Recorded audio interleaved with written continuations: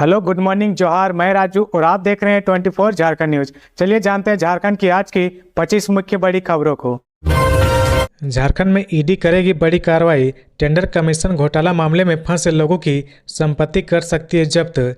Tender commission घोटाले में money laundering के तहत जांच कर रहे ईडी अब मंत्री आलमगीर आलम, उसके निजी सचिव संजू लालवा, नौकर जहांगीर आलम के विरुद्ध साक्ष्य जुटा रही है। ईडी यह भी जानना चाह रही कि इन आरोपियों ने अपराध की आय से कौन कौन सी संपत्ति बनाई और कहां कहां निवेश किया है। इन साक्ष्यों के साथ ईडी 15 जुलाई के पूर्व तीनों के विरुद्ध एक साथ चार्जशीट दाखिल करेगी। इतना ही नहीं, चार्जशीट से पहले ईडी अपराध की आय से बनाई गई सभी संपत्ति को जब्त करेगी। बता दें कि ईडी ने मंत्री आलमगीर आलम को 15 मई को गिरफ्तार किया था, 17 मई को रिमांड पर लिया था और उनसे लगातार 14 दिनों तक पूछताछ की थी। इसके बाद 30 मई को पीएमएलए की विशेष अदालत में पेशी के बाद उनको होटवार जेल भेज दिया गया। इधर ग्रामीण विकास विभाग के पूर्व सचिव मनीष रंजन को ईडी सोमवार को एक बार फिर से पूछताछ करेगी। गत 28 मई को भी ईडी ने उनसे दिन भर पूछताछ की थी। ईडी ने उन्हें 3 जून को आय व्यय व चल अचल संपत्ति के पूरे ब्यौरे के साथ ईडी के कार्यालय आने को कहा गया है।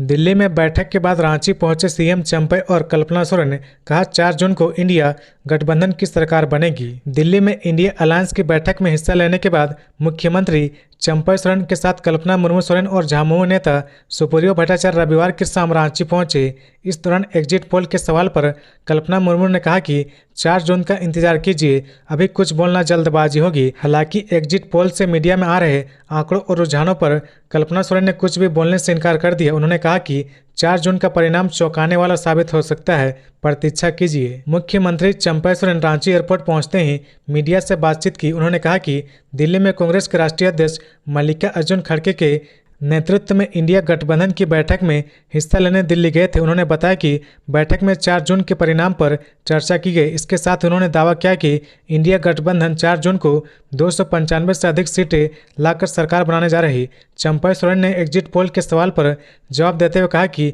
उन्हें इस पर भरोसा नहीं है। प्रधानमंत्री के चेहरे पर भी उनसे सवाल पूछा गया। इस पर उन्होंने कहा कि इस पर 4 जून को परिणाम आने के बाद चर्चा होगी। एयरपोर्ट पहुंचे झामुमो नेता सुप्रियो भट्टाचार्य ने भी एग्जिट पोल पर आपत्ति जताई है। उन्होंने कहा कि यह एग्जिट पोल बीजेपी को बाहर का रास्ता दिखाने वाला साबित होगा और गठबंधन सरकार की एंट्री होगी। सुप्रियो भट्टाचार्य ने मीडिया पर निशाना साधते हुए कहा कि मोदी मीडिया बीजेपी को कहीं 350 तो कहीं 400 सीटें दिखा रही। सुप्रियो ने झारखंड में 10 सीटों पर चुनाव जीतने का दावा किया है। कहा इंडिया गठबंधन 295 से अधिक सीट लाने जा रही है।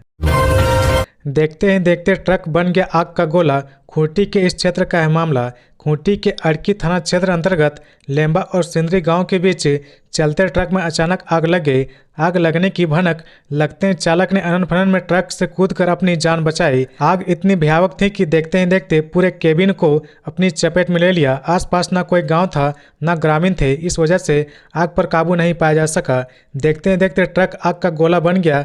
घटना लगभग सुबह 10:30 बजे की है। आग से टायर फटने की आवाज़ सुनकर आसपास के गांव वाले लोग घटनास्थल पर पहुंचे तो पता चला कि चालक थाना पहुंचकर घटना की जानकारी पुलिस को दे चुका था। फिर पुलिस ने दमकल को इसकी सूचना दी। घटना के 40 मिनट बाद दमकल की गाड़ी घटनास्थल पर पहुंची और करीब 1 घंटे की मशक्कत के बाद आग पर काबू पा लिया। इस दौरान मौके पर न वाहन मालिक पहुंचे और न ही चालक मौजूद रहा। वाहन मालिक राहुल कुमार से फोन पर संपर्क करने पर बताया कि ट्रक सरायकेला से सीमेंट लेकर जमशेदपुर जा रहा था। अचानक शॉर्ट सर्किट होने से ट्रक में आग लग गई। घटना की जानकारी थाना को दे दी गई है। खबरों में आगे बढ़ने से पहले अगर अभी तक आपने इस चैनल को सब्सक्राइब नहीं किया तो प्लीज सब्सक्राइब कर ले, जिससे झारखंड की हर छोटी सी बड़ी खबर की अपडेट आप तक पहुंचता रहे।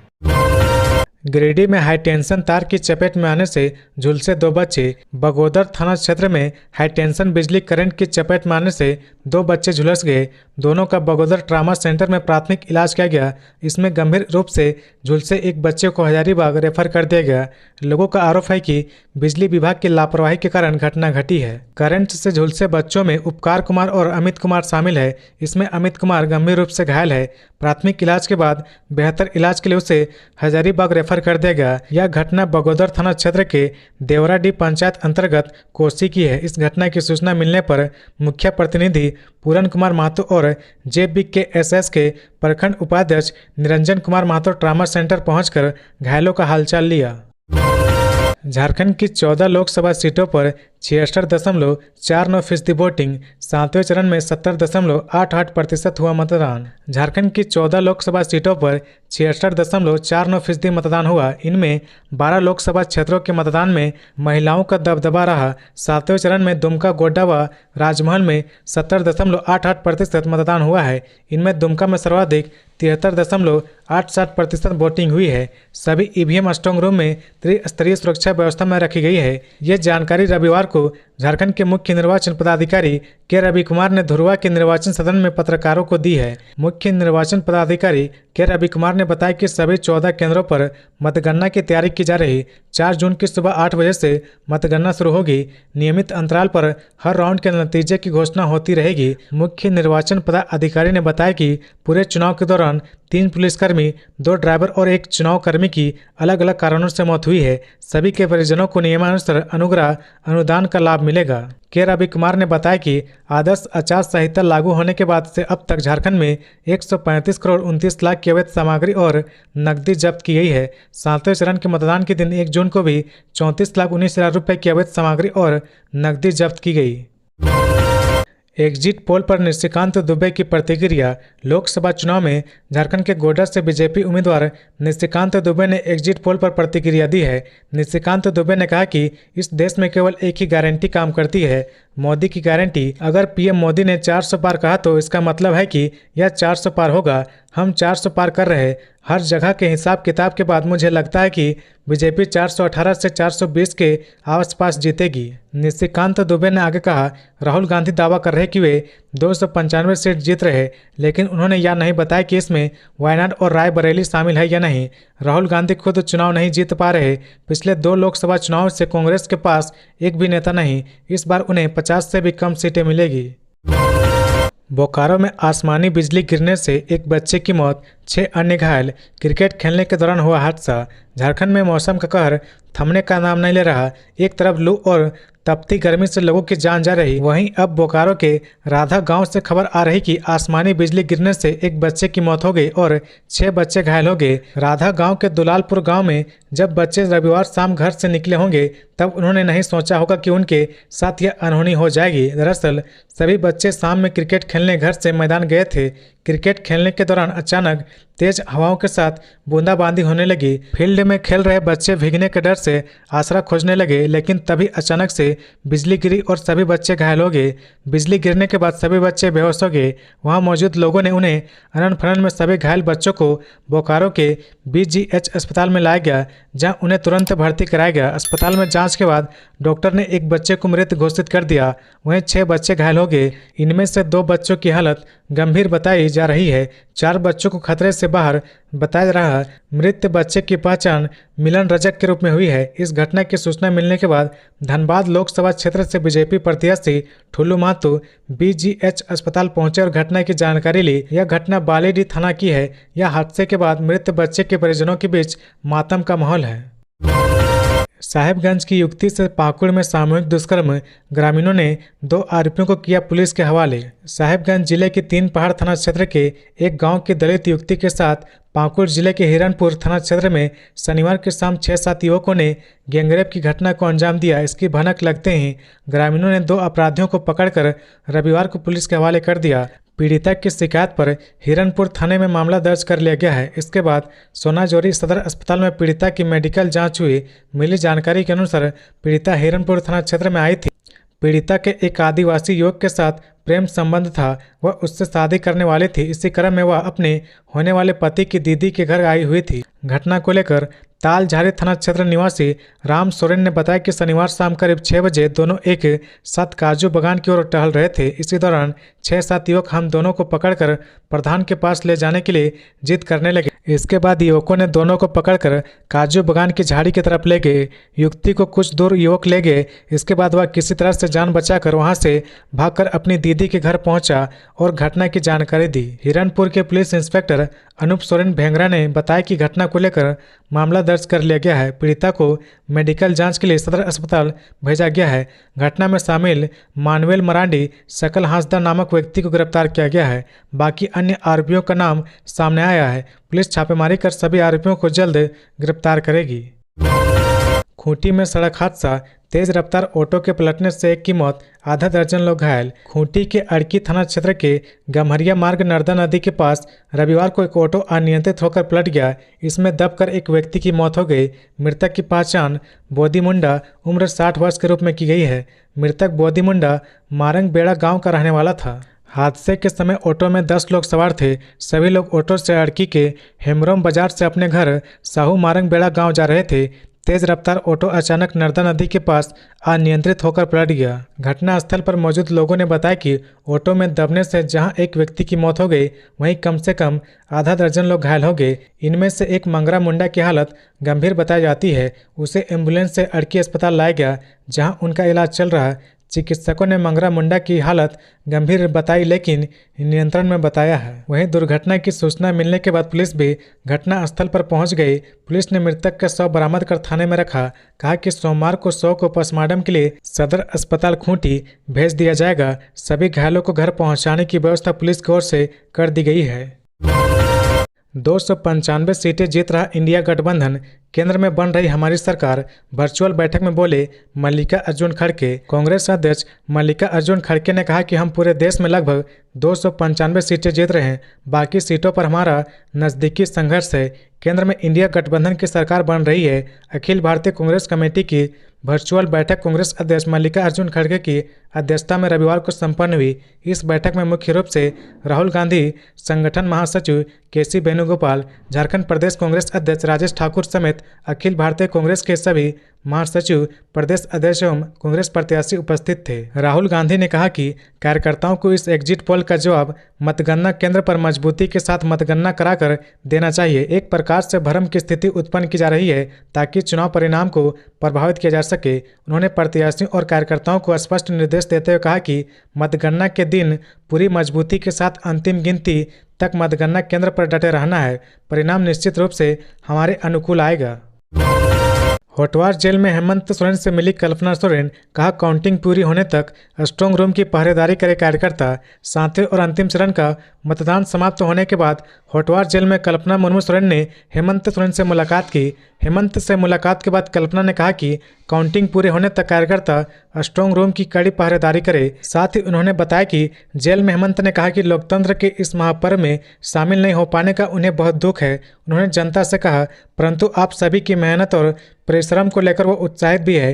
हेमंत के संघर्ष और अन्याय के खिलाफ लड़ाई को झारखंड की महान जनता ने इस चुनाव में लड़ा है। वास्तव में यह चुनाव जनता ने तानाशाही ताकतों के खिलाफ लड़ा है। आप सभी जनता को मैं हेमंत, झामुमो परिवार और इंडिया गठबंधन की तरफ से धन्यवाद देता हूं, जोहार करती हूं। कल्पना सोरेन ने आगे कहा, देश में चुनाव के महापर्व का आखिरी चरण पूरा हो गया है। चुनाव के इस महासागर में सभी ने अपनी महत्वपूर्ण भूमिका निभाई है। इस बीच भीषण गर्मी में हमने कुछ मतदान कर्मियों को भी खोया है। ईश्वर सभी की आत्मा को शांति प्रदान कर शोकाकुल परिवारों को दुख की घड़ी सहन करने की शक्ति दे। इस अवसर पर समस्त झारखंड वासियों और झामुमो परिवार के कार्यकर्ताओं, पदाधिकारियों और प्रत्याशियों से कहना चाहती हूं कि हेमंत को लोकतंत्र के इस महापर्व में शामिल नहीं हो पाने का दुख है। कल्पना सोरेन ने कार्यकर्ताओं से कहा, 4 जून को मतगणना खत्म होने तक की प्रक्रिया बहुत महत्वपूर्ण होगी। हमें स्ट्रांग रूम की कड़ी पहरेदारी करते रहनी है। मतगणना के दिन विशेषकर काउंटिंग एजेंट सतर्क रहें। मतगणना खत्म होने तक सजग,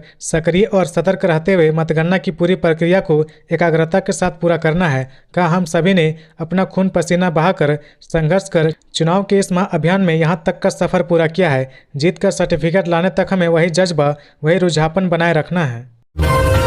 झारखंड के 18 जिलों में वर्षा बरसात के बाद 9 जिलों में हीट वेव की चेतावनी। मौसम विभाग ने जारी किया अलर्ट। झारखंड के 18 जिलों में वर्षा एवं बरसात के बाद 9 जिलों में लू चलने की चेतावनी मौसम विभाग की ओर से जारी किया गया है। भारत मौसम विज्ञान विभाग के रांची स्थित मौसम केंद्र ने इस संबंध में येलो अलर्ट जारी किया है। रविवार को मौसम विभाग ने अगले 4 दिन के मौसम का पूर्वानुमान जारी किया है, जिसमें एक दिन तेज हवाओं के साथ वर्षा एवं बरसात होने की चेतावनी दी है। इसके बाद 3 दिनों तक उष्ण लहर या लू का येलो अलर्ट जारी किया गया है।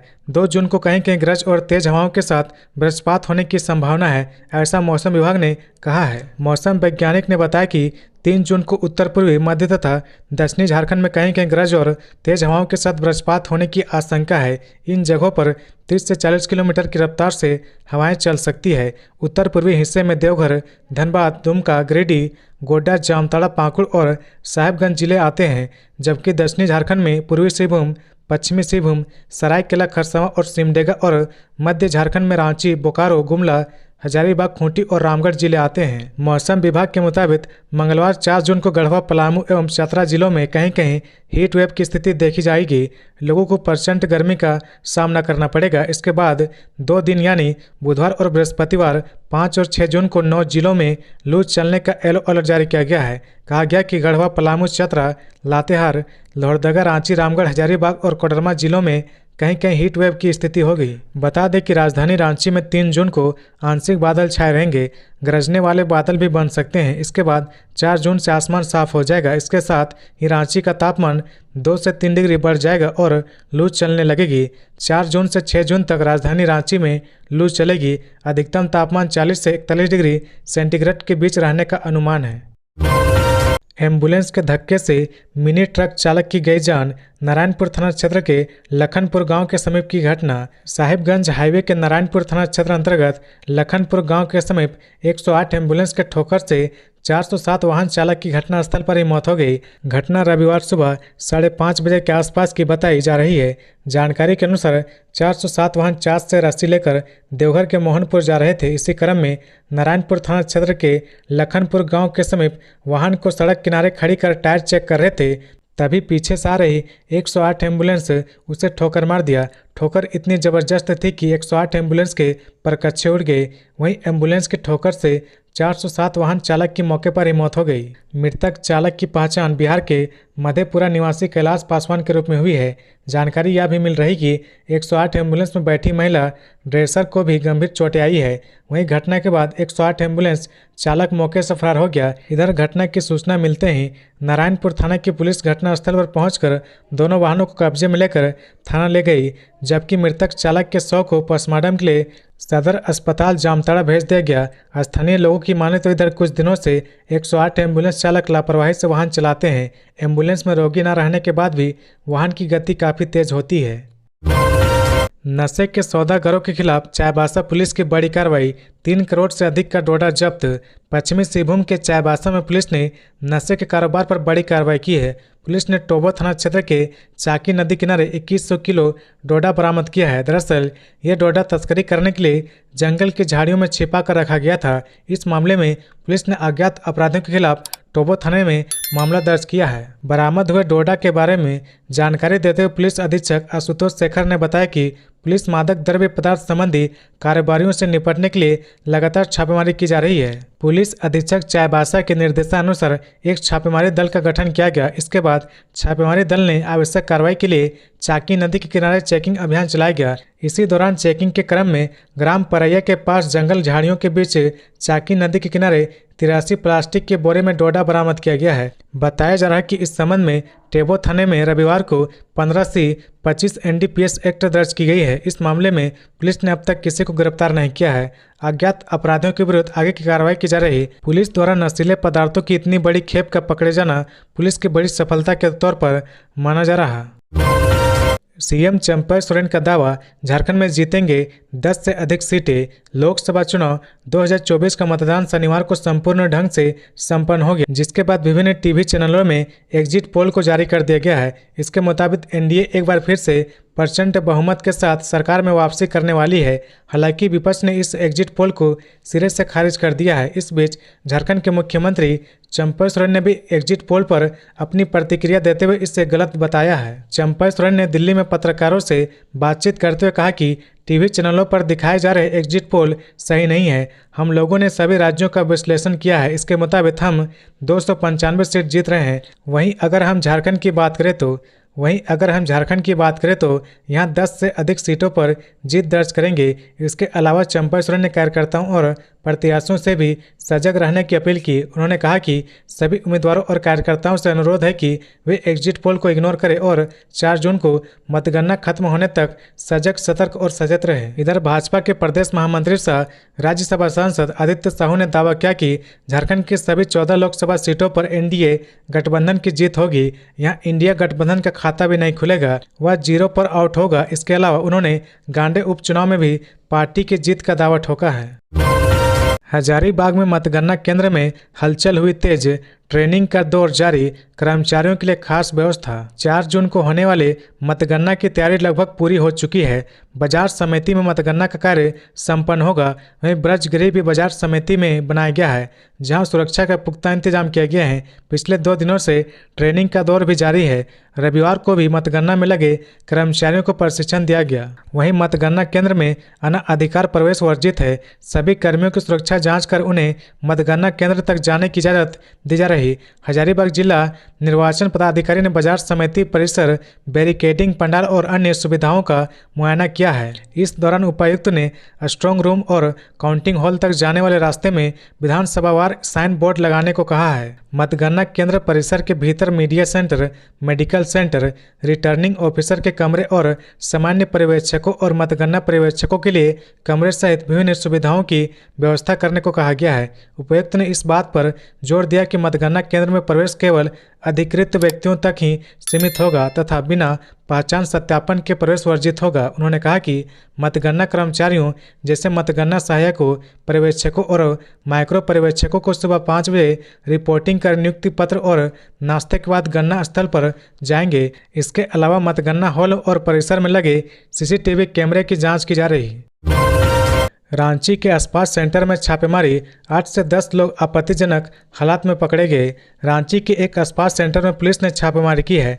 छापेमारी में 8 से 10 लोग आपत्तिजनक हालात में पकड़े गए हैं। मिली खबर के मुताबिक पुलिस ने लालपुर थाना क्षेत्र अंतर्गत एक आसपास सेंटर में शनिवार देर रात छापेमारी कर 8 से 10 लोगों को आपत्तिजनक अवस्था में पाया और उनको हिरासत में ले लिया गया है। पुलिस ने आसपास सेंटर से कई तरह की आपत्तिजनक सामग्री भी जब्त की है। मिली खबर के मुताबिक पुलिस ने यह कार्रवाई स्थानीय लोगों से मिली गुप्त सूचना के आधार पर की है। किसी ने पुलिस को सूचना दी थी कि सर्कुलर रोड के हरिओम टावर के सामने ली डिजायर कॉम्प्लेक्स के 4थे तल्ले पर बेम्बो इंटरनेशनल स्पा सेंटर में गलत कार्य हो रहा। इसके बाद शनिवार की देर रात पुलिस की टीम ने स्पा सेंटर में छापेमारी की और सफलता हासिल की। पुलिस के पहुंचते ही वहां पर अफरा तफरी मच गई।